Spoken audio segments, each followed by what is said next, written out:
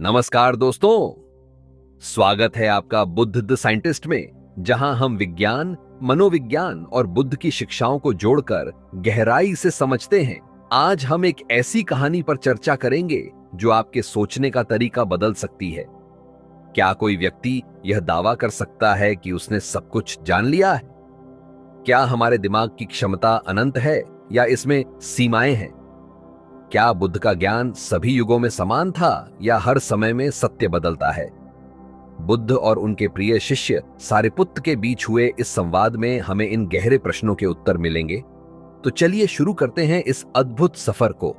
स्थान: नालंदा के पावारिक आम्रवण में बुद्ध अपने भिक्षु संघ के साथ शांतिपूर्वक ध्यान कर रहे थे। उनका प्रिय शिष्य सारिपुत्त, जो अपनी अद्भुत बुद्धिमत्ता और तर्क शक्ति के लिए प्रसिद्ध था, उनके पास आया और अत्यंत श्रद्धा से बोला, भगवान, संबोधि परम ज्ञान, मैं आपसे बढ़कर न कोई हुआ है, न होगा, न है। बुद्ध मुस्कुराए, लेकिन उन्होंने तुरंत एक गहरी बात कही, सारिपुत्त, क्या तुम्हें अतीत के बुद्धों का संपूर्ण ज्ञान है? क्या तुम जानते हो कि भविष्य में कौन कौन बुद्धत्व को प्राप्त करेगा? क्या तुम मुझे पूर्ण रूप से जानते हो? सारिपुत्त थोड़ा चौंक गए। बुद्ध ने आगे कहा, अगर तुम्हारे पास इन तीनों प्रश्नों का उत्तर नहीं है, तो तुम यह कैसे कह सकते हो कि मुझसे बड़ा कोई बुद्ध नहीं हुआ और न होगा? अब यह प्रश्न केवल बौद्ध धर्म तक सीमित नहीं था, यह विज्ञान, दर्शन और मनोविज्ञान के लिए भी एक चुनौती थी। न्यूरोसाइंस और ज्ञान, क्या दिमाग की कोई सीमा होती है? क्या कोई व्यक्ति यह दावा कर सकता है कि उसने सब कुछ जान लिया है? आधुनिक न्यूरोसाइंस और कॉग्निटिव साइंस हमें बताते हैं कि मानव मस्तिष्क केवल सीमित जानकारी प्रोसेस कर सकता है। डनिंग क्रूगर इफेक्ट सिद्ध करता है कि कम ज्ञान वाले लोग अक्सर खुद को सर्वज्ञ समझते हैं, जबकि जितना अधिक हम सीखते हैं, उतना ही हमें अपनी अज्ञानता का एहसास होता है। क्वांटम फिजिक्स बताता है कि हर नई खोज पुराने सिद्धांतों को बदल सकती है, यानी सत्य भी हमारी समझ के अनुरूप बदलता रहता है। क्या कोई भी इंसान सर्वज्ञ हो सकता है? बुद्ध का प्रश्न यही सिद्ध कर रहा था कि सारिपुत्त, ज्ञान एक निरंतर यात्रा है, इसका कोई अंत नहीं है। सारिपुत्त थोड़ी देर शांत रहे, फिर उन्होंने एक गहरी बात कही, भगवान, यह सच है कि मैं अतीत, भविष्य और वर्तमान के सभी बुद्धों को पूरी तरह नहीं जानता, लेकिन मैं देख सकता हूं कि सभी बुद्धों का मार्ग समान है। उन्होंने आगे बताया कि सभी बुद्धों ने 5 मानसिक अवरोधों, निवारणा को दूर किया। सभी ने 4 स्मृति स्थानों, सतीपथानाओं का अभ्यास किया। सभी ने 7 बोध्यांग, बोझांगा का विकास किया और सभी ने सम्यक संबोधि, सुप्रीम एनलाइटनमेंट को प्राप्त किया। यानी जिस तरह वैज्ञानिक सत्य हर युग में समान होता है, उसी तरह आत्मज्ञान का मार्ग भी समान रहता है। बुद्ध अब मुस्कुरा दिए। सारिपुत्त सही दिशा में सोच रहे थे। तो क्या हम संपूर्ण ज्ञान प्राप्त कर सकते हैं? बुद्ध का प्रश्न और सारिपुत्त का उत्तर दोनों ही हमें एक गहरी सोच देते हैं। एक, क्या कोई भी व्यक्ति यह दावा कर सकता है कि उसने संपूर्ण ज्ञान प्राप्त कर लिया है? क्या सत्य हर समय समान रहता है या यह नई खोजों के साथ बदलता रहता है? क्या विज्ञान और आध्यात्मिकता वास्तव में एक ही सत्य की खोज कर रहे हैं? आपका क्या विचार है? क्या आपको लगता है कि ज्ञान की कोई सीमा होती है या यह एक अनंत सफर है जहां हम हर क्षण कुछ नया सीखते हैं? सारिपुत्त ने कहा, भगवान, आप केवल स्वयं ज्ञान प्राप्त करने वाले नहीं हैं, बल्कि आप ज्ञान के विज्ञान को भी जानते हैं। उन्होंने बताया कि बुद्ध 4 स्मृति स्थान, सतीपथाना का उपदेश देते हैं, जो हमारे मस्तिष्क को नियंत्रित करना सिखाते हैं। 4 सम्यक प्रधान, सम्मापाढ़ाना का ज्ञान कराते हैं, जिससे आत्मसंयम और मानसिक मजबूती आती है। 4 रद्दिपाद, इद्दीपाड़ा सिखाते हैं, जिससे मानसिक और आध्यात्मिक ऊर्जा विकसित होती है। 5 इंद्रिया और 5 बल, बाला बताते हैं, जो आत्मविश्वास और धैर्य को बढ़ाते हैं। 7 बोध्यंग, बोझांगा के द्वारा बौद्धिक और मानसिक जागरूकता को प्रखर किया जाता है। अष्टांगिक मार्ग, नोबल एट फोल्ड पाथ दिखाते हैं जिससे व्यक्ति पूर्ण मुक्ति की ओर बढ़ सकता है। क्या यह केवल धर्म है या आधुनिक विज्ञान भी इसे स्वीकार करता है? न्यूरोसाइंस, क्या बुद्ध का ध्यान, मेडिटेशन मस्तिष्क को बदल सकता है? आधुनिक विज्ञान यह सिद्ध कर चुका है कि ध्यान, मेडिटेशन मस्तिष्क की संरचना बदल सकता है। न्यूरोप्लास्टिसिटी सिद्धांत कहता है कि मस्तिष्क हमेशा परिवर्तनशील होता है। ध्यान से प्रीफ्रंटल कॉर्टेक्स, निर्णय लेने और जागरूकता से जुड़ा हिस्सा अधिक सक्रिय हो जाता है। एमिग्डाला, जो भय और चिंता को नियंत्रित करता है, शांत हो जाती है। हिपोकैम्पस, याददाश्त और सीखने का केंद्र, अधिक विकसित होता है। यह सिद्ध करता है कि बुद्ध का ध्यान विज्ञान आधारित है। एक स्मृति स्थान और चेतना, मेमोरी एंड अवेयरनेस, बुद्ध के 4 स्मृति स्थान सातिपाथाना ध्यान का आधार है। विज्ञान के अनुसार यह रेटिकुलर एक्टिवेटिंग सिस्टम RAS को सक्रिय करता है, जिससे ध्यान केंद्रित होता है। इसे करने वाले लोगों की स्मरण शक्ति और मानसिक स्पष्टता कई गुना बढ़ जाती है। क्या यह केवल आध्यात्मिक अभ्यास है या एक उन्नत मानसिक तकनीक? बुद्ध और क्वांटम भौतिकी, क्या समय और स्थान केवल भ्रम है? क्वांटम भौतिकी का सुपरपोजिशन सिद्धांत, सुपरपोजिशन प्रिंसिपल, कहता है कि एक कण, पार्टिकल, एक ही समय में कई स्थानों पर हो सकता है जब तक कि कोई उसे देख न ले। समय और स्थान केवल हमारी चेतना का निर्माण हो सकते हैं। बुद्ध ने भी यही कहा। अतीत, वर्तमान और भविष्य के सभी बुद्धों का मार्ग एक ही होता है। क्या इसका मतलब यह है कि सभी बुद्ध समय की सीमाओं से परे हैं?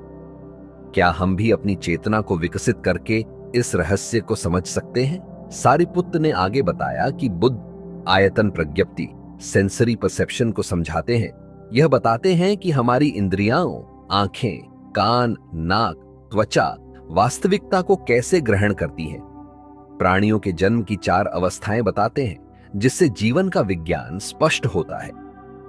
भविष्य को देखने की दिव्य दृष्टि रखते हैं, जिससे कर्मों के आधार पर पुनर्जन्म समझा जा सकता है। आकाशीय रद्दियों, डिवाइन एबिलिटीज की व्याख्या करते हैं, जो हमारी चेतना की शक्ति को दर्शाती है।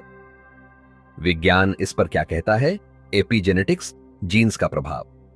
विज्ञान अब मानता है कि हमारे कर्म, सोच, आदतें, जीवन शैली हमारे जीन्स को बदल सकते हैं। ध्यान और सकारात्मक सोच से नए जीन सक्रिय हो सकते हैं, जो शरीर को ही बदल सकते हैं। क्या यह पुनर्जन्म का वैज्ञानिक आधार हो सकता है? क्या ध्यान और सत्कर्म हमारे भविष्य को बदल सकते हैं? विज्ञान और बुद्ध के ज्ञान का परस्पर संबंध। बुद्ध का विज्ञान, वे एक दार्शनिक ही नहीं बल्कि मानसिक, भौतिक और चेतनात्मक विज्ञान के विशेषज्ञ थे। ध्यान और न्यूरोसाइंस, ध्यान मस्तिष्क और शरीर पर वैज्ञानिक रूप से सकारात्मक प्रभाव डालता है। क्वांटम भौतिकी और चेतना, बुद्ध की बातें आधुनिक भौतिकी से मेल खाती हैं, जो यह सिद्ध करती है कि हमारी चेतना ही वास्तविकता को बनाती है। क्या इसका मतलब यह है कि हमारा भविष्य हमारे कर्मों और ध्यान से तय होता है? क्या हम भी अपनी चेतना को विकसित करके अपने भाग्य को बदल सकते हैं? संप्रसादनीय सूत्र, क्या विज्ञान और चेतना का स्रोत एक ही है? सारिपुत्र ने कहा, भले ही मैं सभी बुद्धों का संपूर्ण ज्ञान न रखता हो, लेकिन एक चीज मैं निश्चित रूप से जानता हूं। सभी बुद्धों ने 5 निवरणों, मेंटल हिंड्रेंसेस को नष्ट किया। सभी बुद्धों ने प्रज्ञा से चित्त के मैल को मिटाया। सभी बुद्धों ने 4 स्मृति प्रस्थान, माइंडफुलनेस को पूरी तरह विकसित किया। सभी बुद्धों ने 7 बोध्यंगों, 7 फैक्टर्स ऑफ एनलाइटनमेंट का अभ्यास किया। सभी बुद्धों ने सम्यक संबोधि, अंतिम ज्ञान प्राप्त की। क्या चेतना का विज्ञान भी यही कहता है? आधुनिक न्यूरोसाइंस में यह पाया गया है कि जब कोई व्यक्ति गहन ध्यान, डीप मेडिटेशन करता है, तो प्रीफ्रंटल कॉर्टेक्स, निर्णय लेने वाला भाग, बहुत सक्रिय हो जाता है।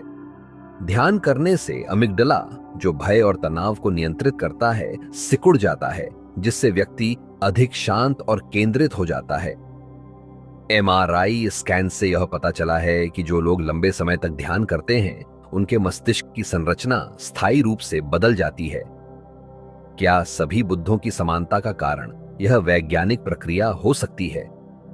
क्या ध्यान और बोधि केवल धार्मिक धारणाएं हैं या यह मस्तिष्क और चेतना का विज्ञान है? क्या बुद्ध ने क्वांटम चेतना, क्वांटम कॉन्शियसनेस को समझ लिया था? सारिपुत्र के कथन को सुनकर बुद्ध ने कहा, हां, अतीत, वर्तमान और भविष्य के सभी बुद्ध समान होते हैं क्योंकि वे एक ही प्रक्रिया से ज्ञान प्राप्त करते हैं।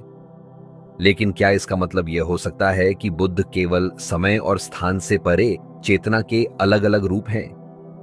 क्वांटम भौतिकी में सुपरपोजिशन और एंटेंगलमेंट के सिद्धांत बताते हैं कि चेतना, कॉन्शियसनेस, स्थान और समय की सीमाओं से मुक्त हो सकती है। अगर चेतना का कोई उच्चतम स्तर, हायर स्टेट ऑफ कॉन्शियसनेस हो तो वह समय और स्थान से परे हो सकता है।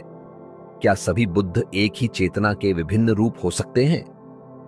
क्या आधुनिक विज्ञान और बुद्ध की शिक्षाएं एक ही सत्य को अलग अलग तरीकों से व्यक्त कर रहे हैं? बुद्ध ने कहा, एक ही समय में एक ही लोक धातु, कॉस्मिक रेल्म में दो बुद्ध नहीं हो सकते। तथागत का मार्ग एक ही है और सभी बुद्धों का ज्ञान भी एक ही प्रक्रिया से आता है। इसीलिए तुम्हें मेरे धर्म को आगे बढ़ाना चाहिए ताकि लोगों के मन से संशय दूर हो सके।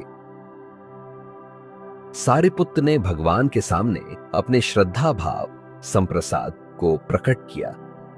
यही कारण था कि इस उपदेश का नाम संप्रसादनीय सुत्त पड़ा, क्योंकि यह श्रद्धा और विश्वास को जागृत करने वाला उपदेश था। इस कहानी से हमने क्या सीखा? एक, सभी बुद्ध एक ही प्रक्रिया से ज्ञान प्राप्त करते हैं, ध्यान, ज्ञान और प्रज्ञा से। 2, ध्यान, मेडिटेशन केवल आध्यात्मिक प्रक्रिया नहीं बल्कि मस्तिष्क की संरचना को बदलने वाला वैज्ञानिक अभ्यास है। 3, क्वांटम भौतिकी और चेतना विज्ञान, कॉन्शियसनेस साइंस, ये बताते हैं कि वास्तविकता समय और स्थान से परे हो सकती है। 4, संशय से मुक्ति ही सच्ची ज्ञान प्राप्ति है। बुद्ध ने हमें विचारों को वैज्ञानिक दृष्टि से परखने की शिक्षा दी। अब आप बताइए, एक, क्या सभी बुद्धों का ज्ञान वैज्ञानिक रूप से समान हो सकता है? 2, क्या ध्यान, मेडिटेशन केवल धार्मिक प्रक्रिया है या यह वास्तव में चेतना को बदलने का विज्ञान है? 3, क्या क्वांटम चेतना, क्वांटम कॉन्शियसनेस यह सिद्ध कर सकती है कि समय और स्थान से परे एक ही ज्ञान मौजूद हो सकता है? अपने विचार कमेंट में जरूर बताइए। अगर आपको यह ज्ञानवर्धक लगा तो वीडियो को लाइक करें, सब्सक्राइब करें और इसे अपने दोस्तों तक पहुंचाएं। बुद्ध द साइंटिस्ट में अगले एपिसोड में फिर मिलेंगे, जहां हम विज्ञान और बुद्ध की शिक्षाओं को और गहराई से समझेंगे।